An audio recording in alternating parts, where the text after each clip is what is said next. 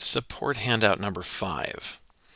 Problem 1, we're trying to decide which of these equations are identities. An identity is more like a true statement, something that's always true. If you look at the first one, x plus 4 equals 12, well, that would only be true if x were 8, so that is not an identity. But look at the second one. X times x equals x squared, that reads like more of a definition. I mean, that's what x times x is. It is x squared. No matter what number you put in there for x, this would always be a true statement, so we call that an identity. Third one, 5x equals 20, that would only be true if x was 4, so that's not an identity. Look at this next one. Algebraically speaking here, the 6's would cancel, leaving you with x equals x. In other words, leaving you with a true statement. And so this equation, again, is an identity. No matter what x you put in here, it'll come out true. Try it out. What if x was 10? Well, you'd have 6 times 10 is 60, divided by 6 is 10. You ended up with what you started with.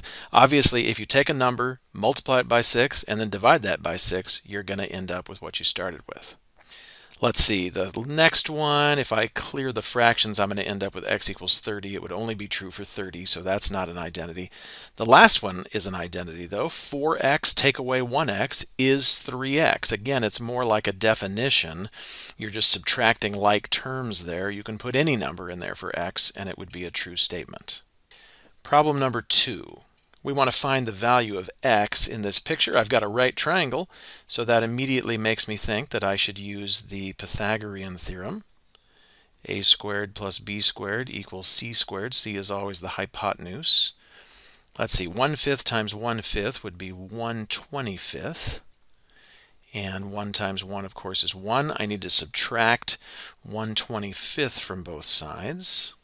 How will I do that? Let's see, if I write 1 as 1 over 1, and then I'll have to get a common denominator by multiplying top and bottom by 25. So 25/25 minus 1/25 would, of course, be 24/25.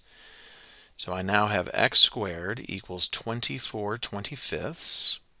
I'm going to square root each side. This is a length of a triangle, so I know my answer here is positive.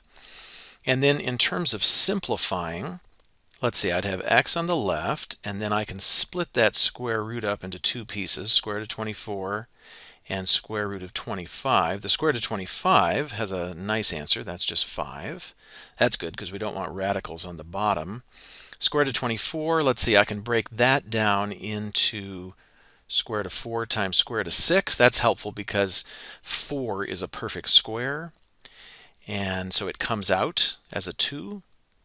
Looks like the final answer here then is 2 root 6 over 5. Problem number 3. So I have an equation, a squared plus b squared equals 1. We're going to fill in the a, and we're going to solve for b. We're going to figure out what the value of b is. Keep in mind we are being told that b is less than 0. b is a negative number. Well, the math here is very similar to what we just did. This is going to be 4/9. 2/3 times 2/3 would be 4/9. And then I'll have to subtract the 4/9 from 1. So I'll do the whole common denominator thing. I'll think of 1 as 9/9. And then I'll subtract that 4/9. So that gives me a total of 5/9. So I now have b squared equals 5/9. Now, when I square root both sides of an equation, there's always an understanding that there are two answers. Now, sometimes we ignore the fact that there are two answers. Like in the last problem, we knew the answer was positive, so we didn't worry about it. But algebraically speaking, there are always two answers to these equations. Which one am I going to choose? Well, they told me that b is negative, so I'm going to choose the negative answer. My value of b will be negative, and then I can break this up again just like we did before. I have square root of 5 on the top. Square root of 9 I can write down as simply 3, and we're finished. Here is the final simplified value of b, negative root 5 over 3. In problem number 4, I'm just being asked to name the reciprocal function. The reciprocal for sine is cosecant. The reciprocal for cosine is secant, and the reciprocal for tangent is cotangent.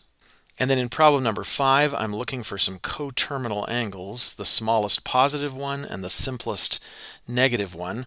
I'm dealing with radians here, so all I have to do is add or subtract multiples of 2 pi, and I can find coterminal angles.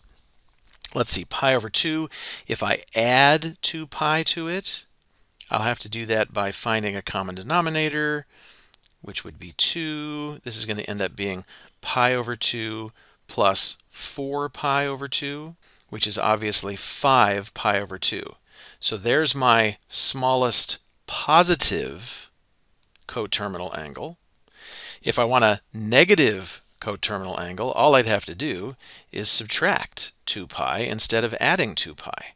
So pi over 2 minus 2 pi would be the same thing as pi over 2 minus 4 pi over 2. 1 pi minus 4 pi is negative 3 pi. So that's what this is going to be, negative 3 pi over 2. Okay, in part B, basically the same thing. I'm going to add 2 pi.